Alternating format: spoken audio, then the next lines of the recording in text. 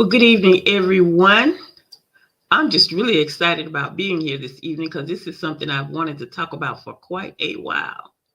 So, let's get started. You know, one question that I get asked every month is this: is it okay to talk about race when you're in an interracial relationship? I'm going to tell you, not only is it okay to talk about race, but it is actually a necessity. If you want to have a loving, thriving, productive relationship, you have to talk about race. And as we go through this today, I'm going to tell you so many scenarios and stories and real stories that you're just going to come out of this knowing that not only is race something that you need to talk about, but there are several other things that you want to talk about so that your relationship stays cohesive, you stay in love, and you can handle anything that may come at you in your relationship. So, stick around until the end because we are going to talk about several things. And I'm quite sure those that are out there viewing will have some very good, hot, juicy questions, shall I say. Well, I'm April, the loveologist. I'm a certified matchmaker, a certified love coach, and the president and CEO at Authentic Love, where interracial relationships are our number one priority. And I'm looking forward to really sharing this with you this evening. Can you tell I'm just excited about this one? All right. Now let me take a peek over here. Can you all see and hear me on all the channels over there? Oh, it says we're coming in live for a change. Coming in good for a change. This is great. This is great. So we're gonna move it forward. Forward. Um, the main or the big, shall I say, reason why you want to talk about race and things that are related to race and different cultural issues is because it can cause tension in your relationship if you have not already had some of these discussions. Um, I want to start talking about the fact that so many people, you get into this new relationship and you're talking to this person and you decide you really kind of like them and you kind of don't want to lose them and whatever. And what happens is you get shy about talking about the things that you really need to talk about. And when I say you get shy, I'm not just talking about women, I'm talking about men too. Men will back up if it's a subject that they think might offend. Women do it too. Or if it's a subject that they think talking about it is going to make a female feel hurt or something because they don't want to cause any pain to you. And this is just kind of a universal thing where we as humans, we don't want to make other people uncomfortable. And we certainly don't want to hurt someone that we like or that we're in love with, etc. But the deal is, you got to have these conversations because there's more things going on in the world than just you and your partner. So I want to start here. And I'm going to talk about a couple of TV shows here. And I got a little article that I found that I want to read to you as well so that you can not only know that these are things you need to talk about, but you can get a feel about how some people from some cultures feel about certain things. If you've seen the movie Something New, then you know about Kenya and Brian. If you haven't seen the movie, you've got to see it. I have to watch it about 3 times a year because it's just good. But in the movie, Kenya and Brian, they are having this wonderful relationship. It started off a little rough because Kenya was all uptight because she was kind of upset with her friend for setting her up on a blind date with a white guy. And she obviously was not ready. But they get things smoothed out and they finally get to dating each other for real. and very seriously, very deeply. And then Kenya comes home from work. Yeah, actually, he moved into her place. They were staying together. So Kenya comes home from work one day, and she's just kind of in a mood, and she's rambling about something, and then she says something about old black tax. Now I'm gonna tell y'all, I myself had never heard of that, but the first time I watched this movie, and so she had to take time to explain it to him because he didn't know anything about it. Because he was like, "You're not being paranoid?" She's like, "No," and just went on and explained it and everything. And so what he did was he was very supportive, and he said, "Well, if you're going to work on Saturday, then I'm going to work on Saturday too." And they go on through their relationship, and then they're in the grocery store one day, and she's in a mood again, and they end up in a slight argument in the grocery store, and then she just goes off on him. If we can't talk about race, if you can't hear me about this and blah blah blah, it just got to a big deal right there in the grocery store. But here's the deal: they had not really talked about race things, and so throughout the movie, Brian didn't tell Kenya about some of the little, I believe you call them microaggressions that he was getting from people, and even from Kenya's friend's boyfriend, because the four of them hung out a lot. And so he was saying, and this guy's name was Walter. I'm sorry, I'm trying to tell this story without looking at the notes. So give me a minute. Let me take a peek over here and make sure I get people's names right in this movie.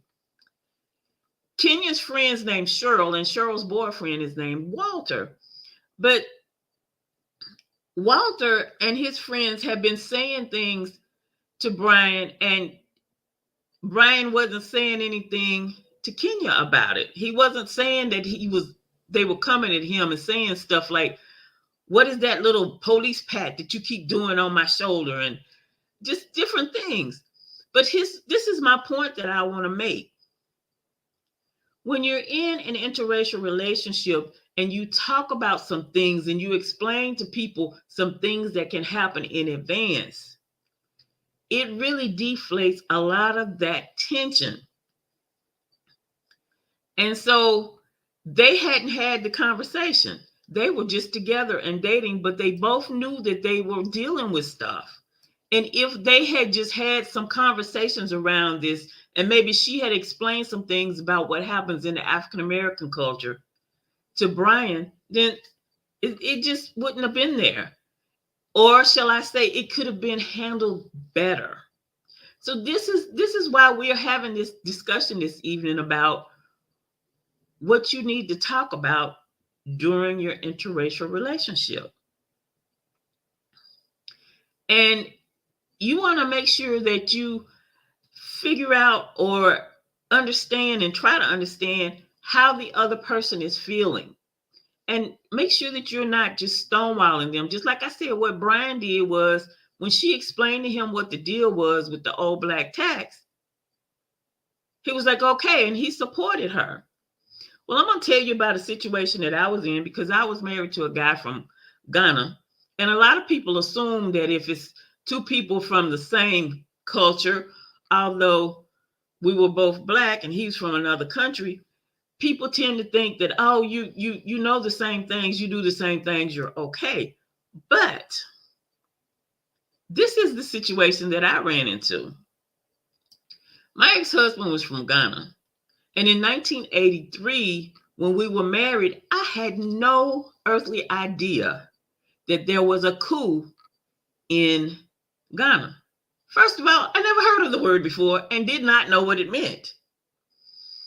And so I just learned as I was working on this discussion last week that in 1982, which was the year before we got married, not only was there a coup going on, but people had gotten executed. Now, I should have been knowing about this. I should have been, sympathetic. I should have been trying to find out how the man felt about it. But I didn't know anything about it until he was ready to send some things to his dad. And I didn't know that he had already put a little package together and sent it to his dad. So let me explain to you briefly, real quickly, what a coup is. A coup is when a certain group or organization is trying to take over the government. And so he had already sent his dad a package. And he was telling me that he had talked to his dad and the package got there, but the package was all destroyed. And I'm like, huh. And then he went on to tell me about there was a coup there and blah, blah, blah, blah, blah. But do you know, I never thought about trying to find out how he felt about it or how his brother felt about it, because his brother was here in the United States too. And now that I'm doing this and I'm sharing it with you all, I'm really trying to impress upon you about how important it is to have things about cultural differences discussed in your relationship. And the thing is, too, he and his brother, they never let on that anything was going on in their country. I knew his brother before him. They didn't let on, they didn't act like there was any type of issue until this right here happened. And so I could have been a whole lot more supportive to him if I had known and understood, rather than just going out getting some stuff to put in another box to send to his dad. So yes, you have to have these discussions in your interracial relationship. So I'm going to take a break here and get some water. I do have a little tickle in my throat, and I'm going to look over here and see what kind of comments and questions are happening over here in the comment section.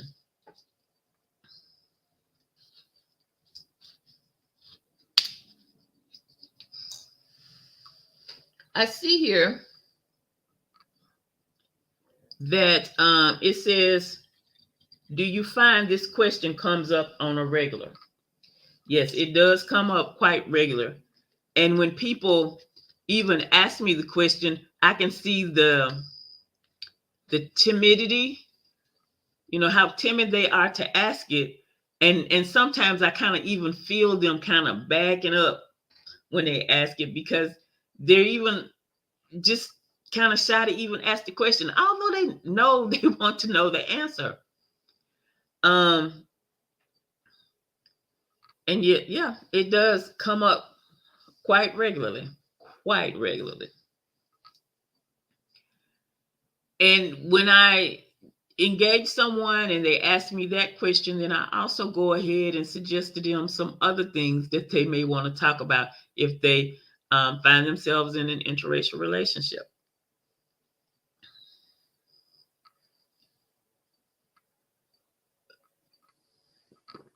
I also want to remind you all that we do have a newsletter that'll be coming out later this month.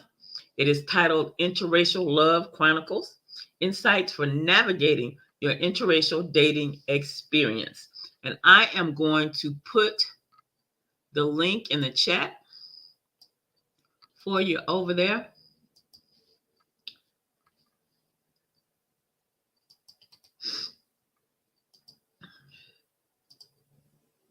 That should be popping up here in just a minute for you. Also, if you should happen to have some questions and you want to get some one-on-one answers, remember you can just message me in my inbox and just let me know that you would like to have a consult, and we can just have a little chat and get you some questions answered. And also, I always go through the questions in the comments over there and try to get through all the questions before the end of the broadcast. So if you have some questions on what we're talking about today, you are welcome to put those over here in the chat. It says, is this a course? Nope, that right there is the link to the newsletter. The insights, that would be the Interracial Love Chronicles, Insights for Navigating your interracial dating experience. So nope, that's not a course. It's the newsletter, and we'll be sharing many things with you to help you actually um, be more confident and navigate through your interracial dating experience. Yes, yes, yes. Another thing that I would like to talk about this afternoon is things that have to do with privilege and power dynamics, or shall I say, some relationship dynamics. And you might think that you've got to come up with some type of question to find out what I'm sharing with you this evening from your partner. You don't always have to have a question ready, but what you do need to do is make sure that you are paying attention to what they're doing or how they respond to different things, and make sure that you yourself are alert to some things that are going on, not only here in the US, but around the world. And when you do that, it's going to help you to actually be able to come up with questions or statements that's going to help you move through this dating situations. Now, like I said, I want to talk about the privilege and power dynamics. Oftentimes I have come across Caucasians, and they can be just unaware, totally unaware of things that happen to minorities in varying situations, like at work, for instance, or out in a public place like a restaurant or whatever. And you want to be kind of sensitive to this, because a lot of times they don't have a clue, because they've not been in an environment where they've had to think about these things, or they've even seen things happening to other people. And then those of us who are minorities, we know that some things happen and they're so subtle that if you're not already abreast of them or knowledgeable of them or heard of them or whatever, they could just go right by you. And so when you're dating people from other cultures, a lot of times they just don't see what's going on. For example, white men or white women, they could be in a job position where they're just climbing the ladder, and getting promotions and getting raises, et cetera, et cetera. And then suddenly it stops. And they're like clueless. They don't know why. Because they feel like they've been doing a good job. They've been on a track and everything like that. But all of a sudden, these things stop. And they know nothing's been wrong. They haven't been called on the carpet or called into the office. And they also may not even relate it to the fact that maybe they just started dating a person that's a minority. And it's not always a Black person. It could be an Asian person. It could be an Indian person. But they started dating somebody new, and the office gossip found out about it. And maybe the high ups are just not into that. And they may not even realize that's what happened until someone whom they trust pointed out to them. And in that movie, Bernie Mac, guess who? That's pretty much what happened in that movie. And the main problem in the whole movie was that Simon had run into this problem, but he did not tell anybody. And obviously, he and Teresa had not had real good, strong, deep conversations about race to where he felt comfortable talking to her about it. But also, you don't want your partner to feel like they're the cause of a problem on your job. So these are some things that you want to make sure that you get a feel for, or have some kind of communication about, or like, how are things going at work? You got to get this stuff out there and get it ironed out. And I remember in the movie, in the scene where Teresa's talking to Bernie Mac and her dad, and she's like, I need you to support us. I need you to tell me everything is okay. And he's like, I can't make everything okay just by telling you okay, because, there's a whole world out there. He said, and I don't care about the man being white, but he's hiding something. And so Bernie spends the rest of the movie trying to figure out what Simon is hiding. And when he found out what Simon was hiding, everything changed. So, I know the writer of the movie had certain intentions, but if this was really a real life story, if Simon and she had been having communications good, then them communicating about this, they wouldn't have had to go through so much different drama and turmoil to get to this point, because Bernie had the power and the resources to actually help Simon even get another job. But again, they didn't really, you could tell they didn't really talk about it. They were so in bliss and ready to get married and da-da-da. But again, having these essential conversations can take the pressure out of your relationship. It can help you build a stronger relationship and help you just enjoy each other even more. Another thing that you want to talk about when you're in an interracial relationship is how the person feels about PDA, public display of affection. There are actually some cultures where this is frowned on. So this is something else that you definitely want to make sure you know how they feel about it. Because another thing about PDA is nobody wants to feel rejection.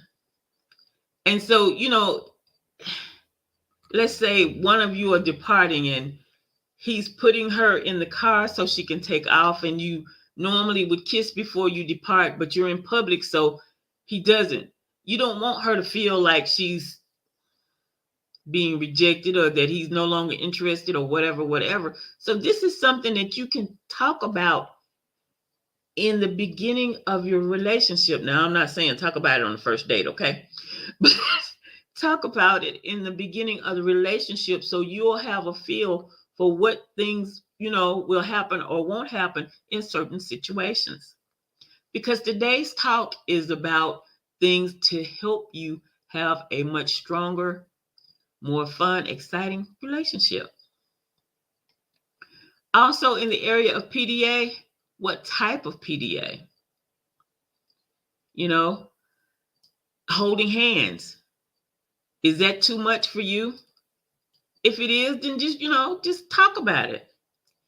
One of the things about holding hands is it is something good to have going on. I remember this one couple, they were telling us about some things that they do, and the wife was saying that even when they were dating, her husband would always hold her hand, especially when they were out in public. And I was like, So I kept on listening. And what the deal was first of all, he was really into PDA, but he also wanted to make sure that she was safe. So that's one reason why he was always holding her hand. And as I thought about it, they were also short people. This gentleman was not 6 foot tall. So I think he was about 5, 6, or 7, and she was about 5'3".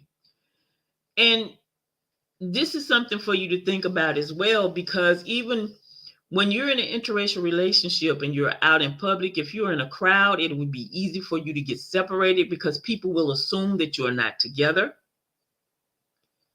So, this is one thing that you do want to discuss, or just you may not have to verbally discuss it. This could be another thing that you just kind of feel out, but it's something you need to make sure that you have a grip on in your relationship.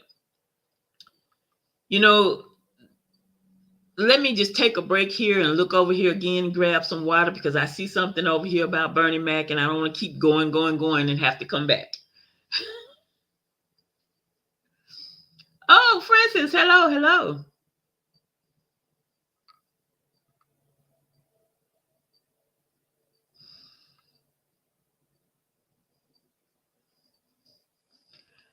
I see the question. I understand the question, but I need to know specifically. It says, um, is it more about cultural differences or about racial divide? Can you tell me specifically where I was when you were asking that question? And I see here it says Bernie was a little color restricted, if you recall in that film. He was a little color restricted. I remember when she brought him home and they got there and they were taking the luggage inside. Bernie was a little special. He was a little worried about what his neighbors were going to say because he was busy watching the neighborhood. They went inside.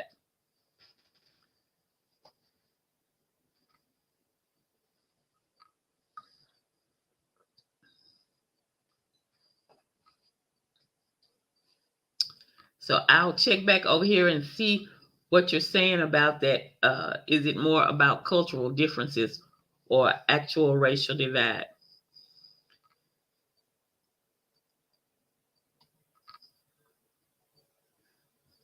Now, as I said, I also came across an interesting article. And this young lady that is talking here is Asian. So if you'll forgive me, I am going to look away because I've got to read this. It says, it's titled, I Hate Dating as an Asian Woman in the West. I am an ordinary Asian woman studying in Europe. Specifically, I am East Asian because of my father's job. I have lived and not only in Europe, but also in Western countries such as Australia and New Zealand. So I have met men of various races, but they were amazingly the same type of people.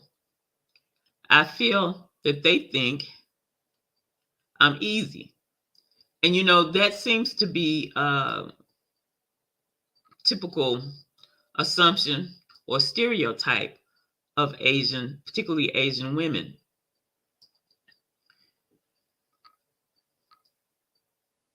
Let me find my spot here again. I feel they think I'm easy. They liked anime or K-pop and were interested in Asian culture. And if you don't know what those are, anime is animation, and K-pop is Korean pop culture. They also tell me they hate women in their country because they have strong egos and expect a lot from men. One man even offered me FWB, which is friends with benefits, at the first meeting. I didn't even meet him at a club or on a dating site. Even men who are not East Asian, but the same Asian, showed similar behavior. I want to be seen as a woman, not as an Asian woman. So these days, if someone seems to be interested in Asian culture, I tend to avoid the person. I rather feel that a man who is not interested in Asian is better. So this is another thing that we have to do. We have to pay attention to our stereotypes. You know, the thing is, a lot of men may assume that the Asian women are easy or extremely submissive, but what I've learned is that they don't understand that the Asian women are really controlling the relationships. I've also started reading this book right here.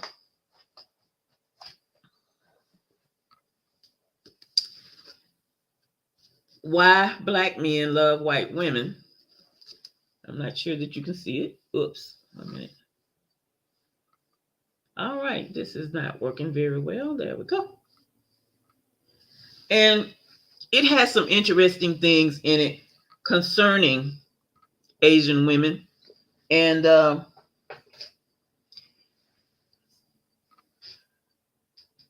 I found it quite interesting. But we have to make sure that we have these stereotypes in our minds straightened out and that we communicate these things. You can always ask somebody a question about something that you think typically happens in their culture without being insulting or over the top.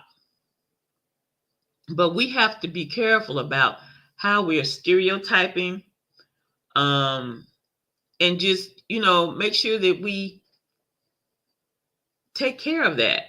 Because, I have I have come across some gentlemen here recently that I've been talking about, and it's interesting. I've been talking to, and it's interesting. I'll get into chatting with them, and when they ask me what kind of things I'm looking for, I'll share. I mean, one or two, make them kind of vague because you don't want them to just try to act like they're just really exactly what you want. You want them to be natural, and one particularly, he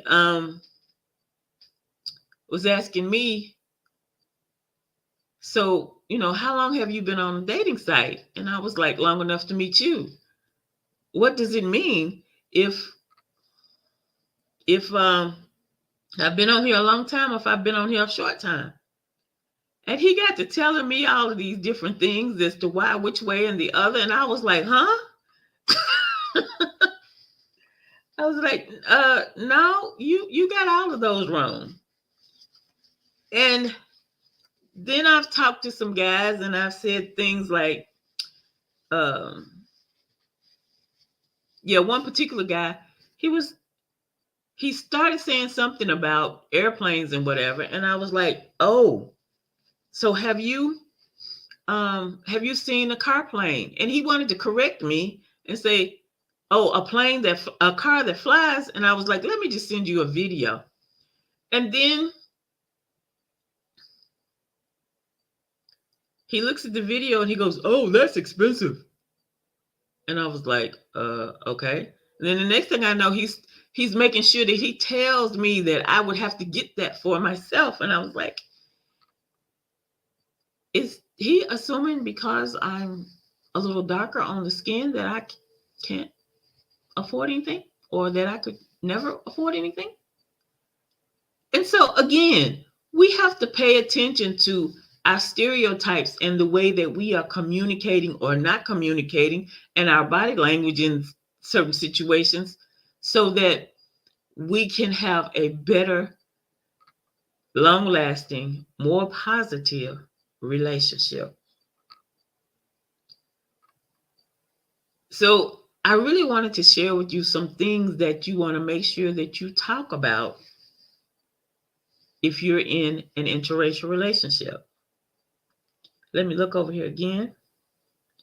Well, I don't see any more questions over here.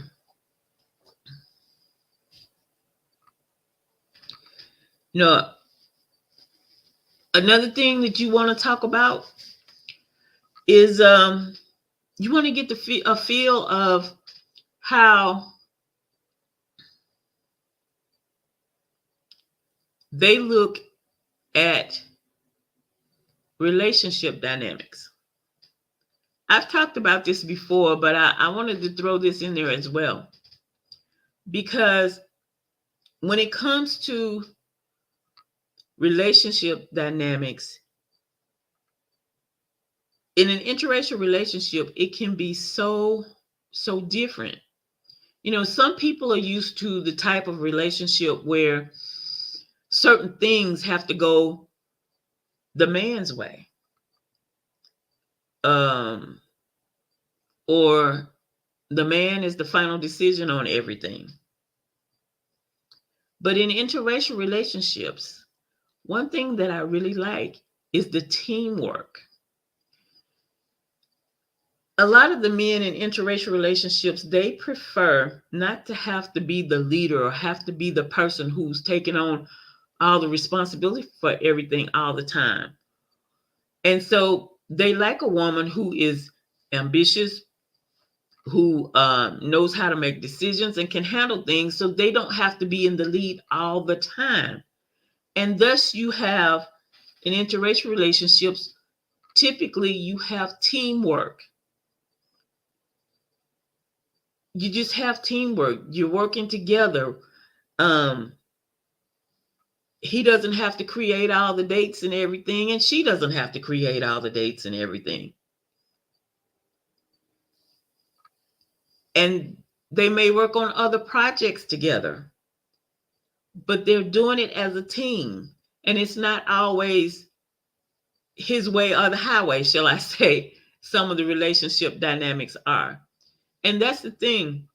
When you're in an interracial relationship, you want to learn about this. And one of the ways you can learn about it without really outright asking about it is finding out how the relationship is with their parents.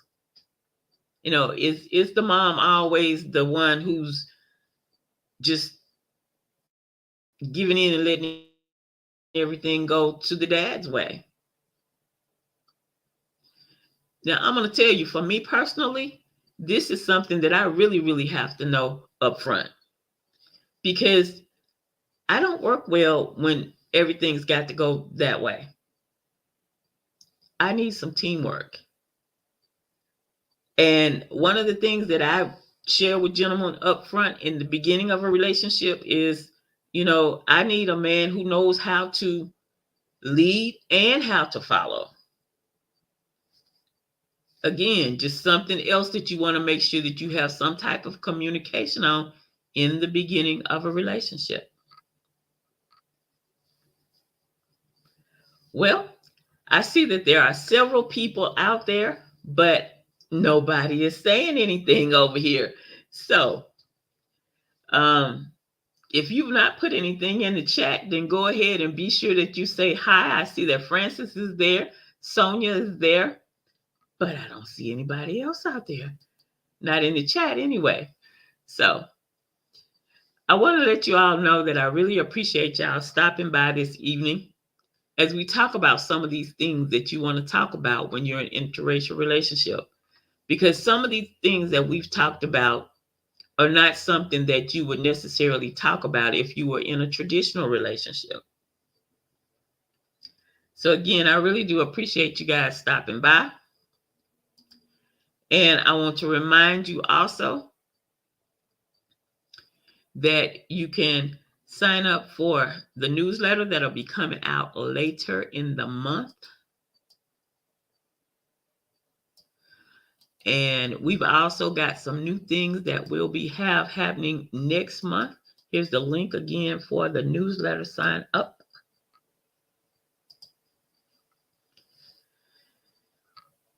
We've got some things that will be starting next month that we're really excited about, and I know you'll be excited about them as well. And I can't tell you all the details because we don't have the date on when they're going to start. But I know you're going to be excited about this one. So make sure you go ahead and get signed up for the newsletter, because I'll be sharing some things in the newsletter that we will not be doing on any lives or any reels or any of the promotions. And as I had mentioned in another broadcast, when you sign up for this newsletter, you're going to have a lot of benefits to come with it. And one of them is going to be that you'll have what I call a seat at the table. So when we have some private Zooms, you'll actually be able to be right there in the Zoom room with us. Or shall I say, since we're using StreamYard, you'll be right there with us on StreamYard, whereas the other people will be watching um, on social media. But you'll have access, you'll have a seat at the table right there at the top. And then you'll also have the first look at my books before they go public. So there's a lot of benefits that you're going to get from being a member of this newsletter. So go ahead and sign up for that, and I'll be looking forward to seeing your name there. I don't see any more comments or questions over here. So again, I'm going to tell you, I appreciate you guys tuning in this evening. I hope that you take the time to tell somebody else that April the Loveologist is on Monday evenings and invite them to come and join us as well. So it's been my pleasure to serve you this evening. I am April, the Loveologist. I'm a certified matchmaker, certified love coach, and the president and CEO at Authentic Love, where interracial relationships are our number one priority. I'm looking forward to seeing you all next weekend. Did I say weekend? Help me, Lord. Next week at 6 p.m. Central and 7 p.m. Eastern. Y'all have a wonderful evening. Bye-bye now.